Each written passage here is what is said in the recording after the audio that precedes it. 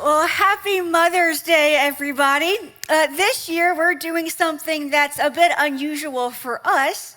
We're not doing this service in a series, but as a standalone hour dedicated to the idea of Mother's Day. And a mom is the one talking about it. And I appreciate getting to do today's talk. But I gotta say, being a mom and a preacher does not change the fact that Mother's Day is tricky at church. First, because this is not a Christian holiday. Now, of course, that doesn't mean we have to ignore it. We nod to other holidays around here that are not about our faith, just for fun. This day is also tricky because if you lean too far into it and how great moms are, well, then you alienate at best or harm at worst people who have a lot of pain around motherhood. Whether that's about abuse, death of a mom, death of a child, infertility, or other really hard and hurtful experiences. On the other hand, if you don't lean into Mother's Day at all, then it just feels like a disconnect with our reality today. And it does not give voice to something that's formative for all of us, moms. The ones that we have or had by blood or choice, the ones we did not have, the mom that we are or are not, that we want to be or don't want to be. And then there's this. I'm going to let you in on my secret about Mother's Day. I might be alone in this, I don't know. As a mom, coming to church on Mother's Day makes me nervous. Because if a preacher gets up here or at any church and says only beautiful things about moms and talks about how amazing we are, almost perfect in every way, it sounds like we're angels, like we're just one step down from God. And I know I am not. Not one step down from God, not almost perfect, and on many occasions, on many days, not an amazing or beautiful picture of motherhood. Often, I'm a hot mess of a mom, a little bit feisty, sometimes selfish, not always in the spirit of gratitude for the amazing gift of motherhood. I don't have myself together, much less my home or my kids or their schedules, and I already know all of that about myself. And then this day, that's supposed to honor me and all of us moms comes around, and preachers and Hallmark cards and commercials try to honor us with compliments and affirmations and praise. And when I hear about all the wonderful things moms do and who they are and how they handle themselves, all I can think and feel is not me. And a day that's supposed to appreciate and honor me turns into a day that highlights all the ways I fall short of being the mom that I want to be. I'm already all too aware of that. Now, I'm sure not every mom here today feels all of that. If you are feeling confident and secure in your motherhood, I genuinely love that for you. Or if you're a little more like me, then we're not alone. And if you're not a mom, this is still the right place to be today, because this is not a service for moms. It's a service on Mother's Day. It's still church. That means we are here to worship one being and one being alone, Jesus. We will honor moms, but we don't worship them. And ultimately, we will focus on Jesus and his mom and what their relationship means for all of us. Now, the first thing of note with Jesus and his mom is that there was a dramatic birth announcement. Nowadays, there are often over-the-top announcements about being pregnant and gender reveals. We didn't do it like that just 18 years ago when I found out I was becoming a mom. There were no balloon arches, all right? But I do remember buying a onesie about having the world's best aunt and putting it in a gift bag and stopping into my twin sister's classroom at Midlothian Middle School at the end of the day. I remember her finding out that she was becoming Aunt Mandy, a role that has become one of her finest. I remember buying a University of Tennessee pacifier, driving all the way to Knoxville just to meet my dad for dinner to tell him he was becoming a grandpa. I thought that was a really big deal. But that experience doesn't hold a candle to Mary's. An angel came from heaven to earth to deliver the news that she was becoming a mom. God sent the angel Gabriel to Nazareth to a virgin pledged to be married. The virgin's name was Mary. The angel went to her and said, "Greetings, you who are highly favored. The Lord is with you." Mary was greatly troubled at his words and wondered what kind of greeting this might be. But the angel said to her, "Do not be afraid, Mary. You have found favor with God. You will conceive and give birth to a son, and you are to call him Jesus. He will be great and will be called the Son of the Most High. His kingdom will never end." Mary finds out she's going to be a mom, but not just any mom. Her son will be called the Son of the Most High, and he will have a kingdom that never ends. His name will be Jesus. The angel tells Mary that right from the beginning. I wish choosing my son's name had been that easy. My husband and I went round and round. It took us forever to decide on Tristan Isaiah. Now, to be fair, I think some people could spend a little more time working on the names for their kids. Have you seen some of the things people are naming their kids these days? There's a teacher on social media who shares real, not made up, names of students in schools today, like that. I saw this and thought, isn't krill, and that's like the tiny little things that whales eat? Why are we naming kids this? But I was wrong. It's supposed to be pronounced cereal. Yeah, that doesn't make it any better, does it? Like, why are we calling kids Fruit Loops or Lucky Charms or Cheerios? I don't get it.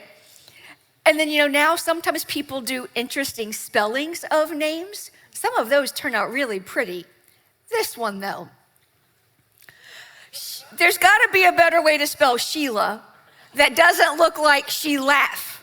Who wants to be called She Laugh? It sounds like the mom birthed the baby, saw it, laughed, and that became the name.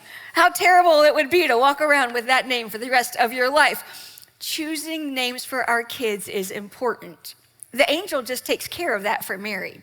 Gabriel shows up in a big way with a big announcement because motherhood is a big deal.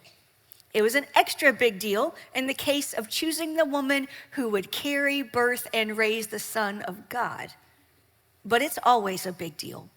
And that's a big part of what makes today so wonderful and so complicated. Moms matter.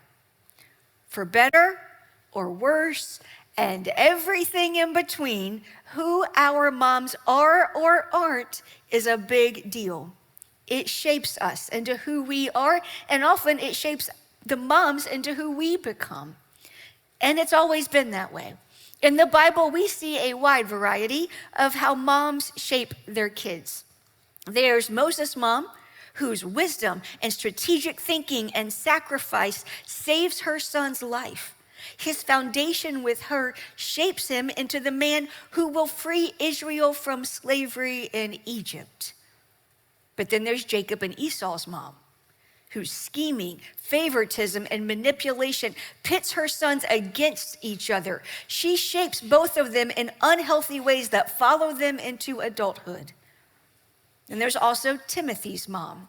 And Timothy's a young follower of Jesus. His mentor, Paul, says to Timothy, "I am reminded of your sincere faith, which first lived in your grandmother Lois and in your mother Eunice, and I am persuaded now lives in you also." We don't know much else about Lois and Eunice, but what we do know is that they had sincere faith in God, and they passed it down through the family from grandma to mom to son. It's part of what families do, right? We pass things down. Physical things, like I now have some pieces that belonged to my stepmom, Pat, and they're in my home now, and her trinkets are now my treasures. We also pass down stories, behaviors, genetics. I am the proud and happy benefactor of receiving my mom's genes. I was back near her hometown in East Tennessee last year. A woman walked into the room, and she had been friends with my mom when they were in their 20s. But as soon as she saw me, even in my 40s, she knew exactly who I was. And she walked up to me and held my hands and said, "You look just like your mother."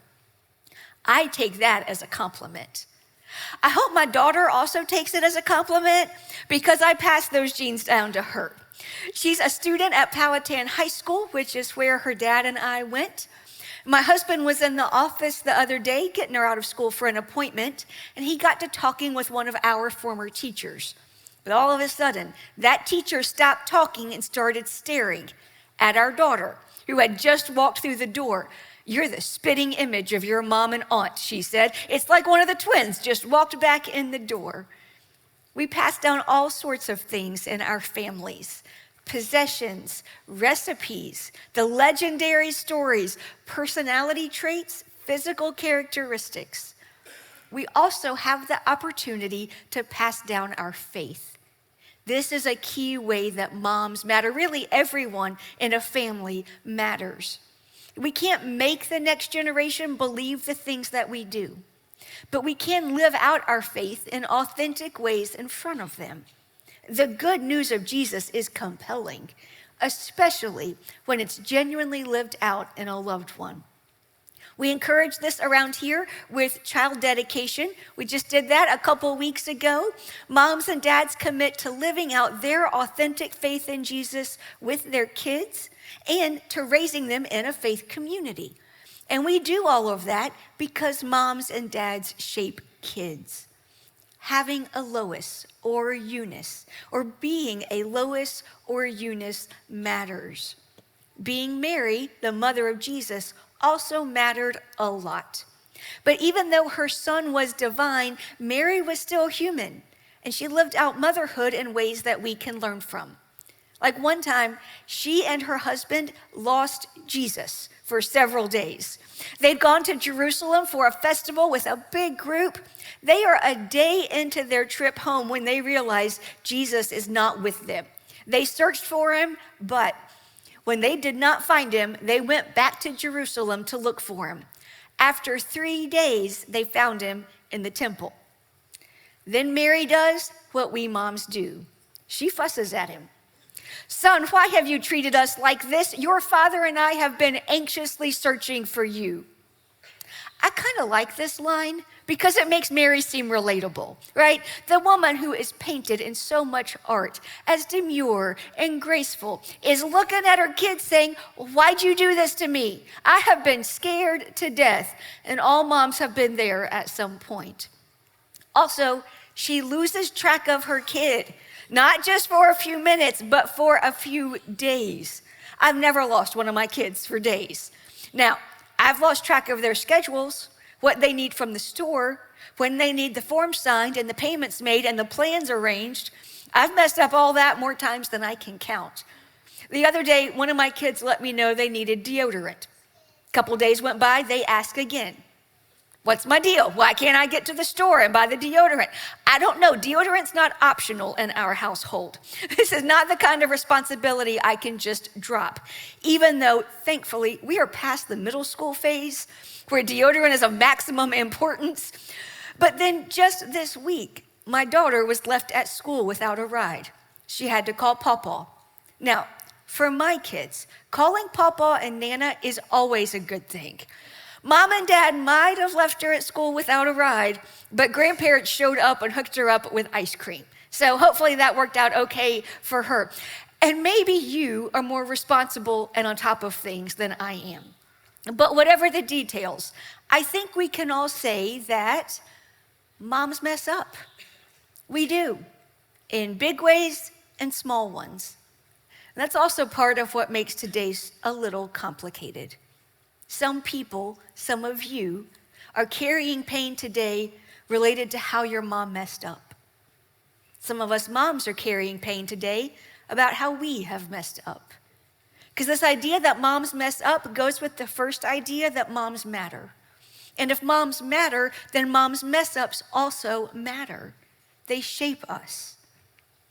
And what is true of Jesus, what's true of our church every day of the year is also true on this day. Around here, we say that there are two kinds of people, broken people who know it and broken people who don't. We're all broken, even moms. Sometimes in our culture, in an effort to appreciate moms for who they are and all that they do, which is a good thing, we set them up on pedestals so tall they can't help but tip over, with expectations so high no mom can reach them. Moms are humans. We mess up. I think Jesus says to us, like he said to another guy who followed him, another guy who messed up in big and small ways, my grace is sufficient for you.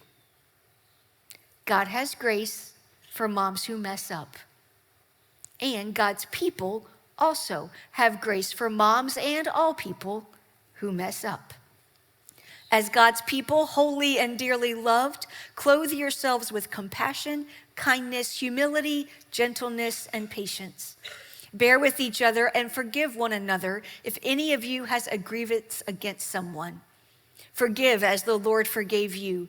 And over all these virtues, put on love, which binds them all together in perfect unity. Those of us who follow Jesus, we treat others with compassion, kindness, and patience. We forgive, we love.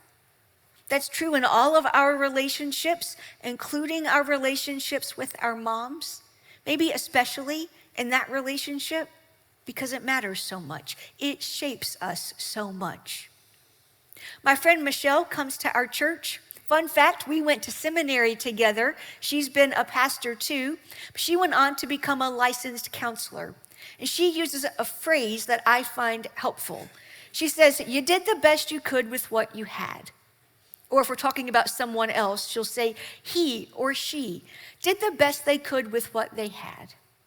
Now, not everyone does their best all of the time, but many people, most of the time, are doing the best they can. They need grace. We all need grace because we all mess up. We all also need a family. We see that in Jesus and Mary too, although maybe not in the way we would expect. Like one day, while Jesus was still talking to the crowd, his mother and brothers stood outside waiting to speak to him. Someone told him, your mother and brothers are standing outside wanting to speak to you. He replied to them, who is my mother and who are my brothers? Pointing to his disciples, he said, here are my mother and my brothers. For whoever does the will of my Father in heaven is my brother and sister and mother. This encounter doesn't go the way that we think it will. Mary shows up. She asks to see her son and talk to him, and he doesn't do it. Now, he's Jesus, so when we read this, we know we're not supposed to get frustrated with him. We know he hasn't done anything wrong, but this is tough. It doesn't feel good, does it? Can you imagine for a minute if your mom showed up at your house, knocked on the door, someone answered it, she asked to speak with you, and they turned her away? What would happen? I bet some moms would just burst into tears right there on the spot. I think other moms, though, I think they might stomp off mad. They might take out your mailbox on the way out just for good measure. But I think some other moms are not taking no for an answer. I think some moms are coming through that door. They are reminding you that they brought you into this world and they can take you out of it, right? What is going on in this story? Jesus is redefining what family is, and he's asserting that family matters.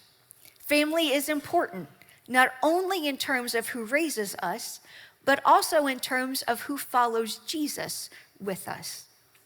So if you look at this encounter alone, it would appear that Jesus is dismissing Mary outright, saying she no longer matters, she's no longer his mother, but that is not the case. Later, when Jesus was dying on the cross, the Bible says, near the cross of Jesus stood his mother. When Jesus saw his mother there and the disciple whom he loved standing nearby, he said to her, woman, here is your son, and to the disciple, here is your mother. From that time on, this disciple took her into his home. Mary still is mom. Jesus still cares about her. We see that in this interaction. He has not written her out of his life. She still matters to him.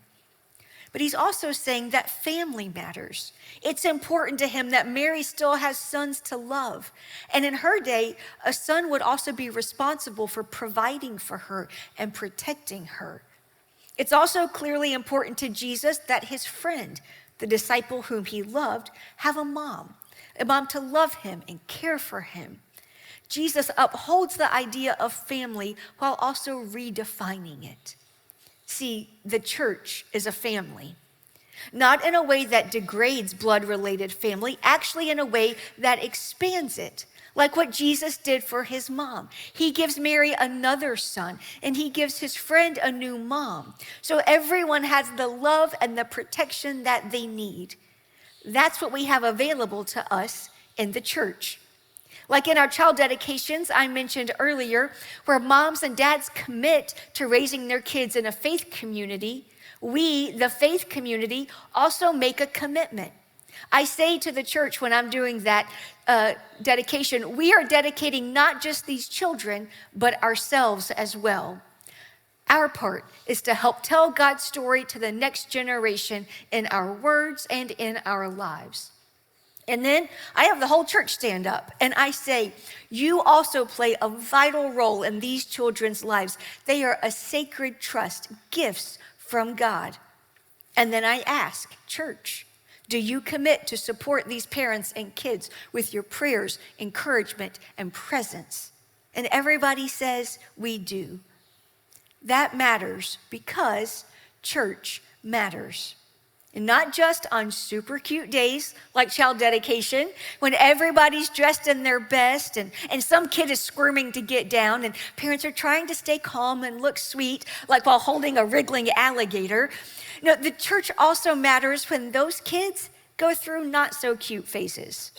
And Mary and Jesus show us while he's on the cross that the church matters even in the most painful moments of all.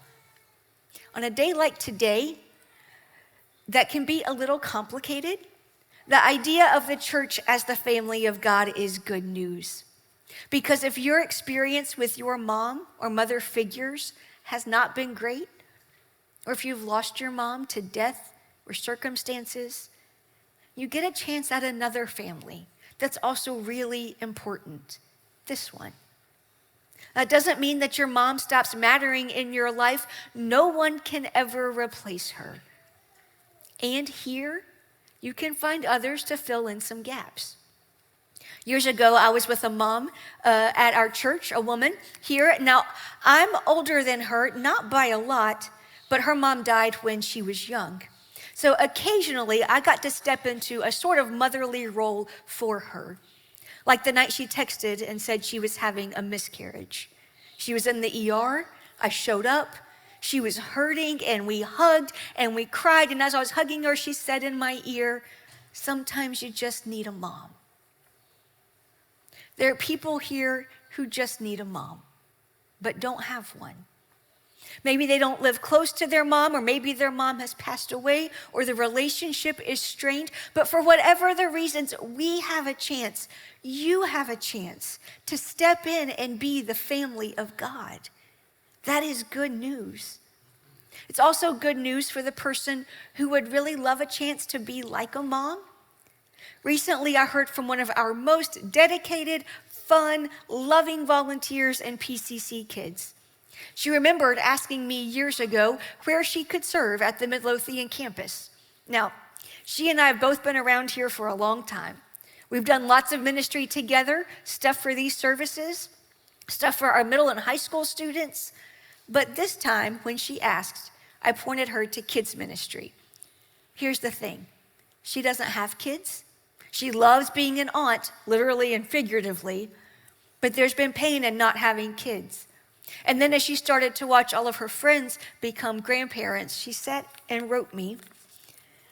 She said, I felt a deep hole in my heart. The children's ministry has filled that hole and brought healing to my heart. She said if she could say something to the parents of our kids here, she'd say, God uses your children and grandchildren to heal me from within. and I give it all I've got. Being a small part of your children's lives is a joy beyond measure. Being part of the church family matters. This is not just good news for my friend. It brings her a joy beyond measure. If you are looking for some joy in your life, lean into the family of God. Get involved in the church. Show up and serve and love and laugh. And along the way, God might heal your heart.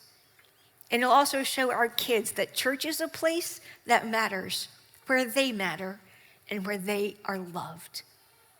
Church is also good news for the single moms here who are parenting alone. We have a chance as the family of God to celebrate them and encourage them. I recently heard about a family at one of our campuses. The mom is parenting alone and she's giving it everything she's got. Her daughter had a game recently, the kind of thing that dads and grandparents and aunts and uncles might show up at. But dad's out of the picture, family's far away. But that kid had a dozen people show up to cheer her on. People from the family of God. Church matters. So as you head into this week, I hope you will look for opportunities to be the family of God to one another. Fill in the gap for a mom who's missing a kid or a grandkid. Celebrate her with coffee, cards, flowers. Stand in for a son or a daughter, no matter how old they are, who's missing a mom or a grandma. Spoil them, love them, teach them, guide them. And if you get to spend today with your mom or a mother figure in your life, celebrate her. Thank her for what she has done for you, for who she has been for you. Appreciate how she's passed down the very best parts of herself, maybe even her faith in Jesus. And extend her some grace for the other things she's passed down, for the time she's messed up. Being a mom matters. Being in the family of God matters too. Would you pray with me about that? God, thank you. Thank you for giving us a family in each other. And thank you for the family members that you've put in our lives who are good and true for us. God, I pray that today you would meet each of us right where we are. To the people who need comfort, give them comfort. God, pour out mercy, grace, thanksgiving, gratitude, affirmation, celebration. God, you know where each of us is today, and we trust that you will meet us there. God, also give us eyes to see how we can be the family of God for one another. It's in your name that we pray. Amen. Your family matters. And it's not just the one you grew up with, but the one right here at church. If you don't have a church home, if you don't have a church family, why don't you consider joining this one? We would love to have you. And I know that if you'll stick around, God will do something amazing in you. I want to say again, happy Mother's Day. To all the mothers out there, thank you all for joining us today. We'll see you again next week.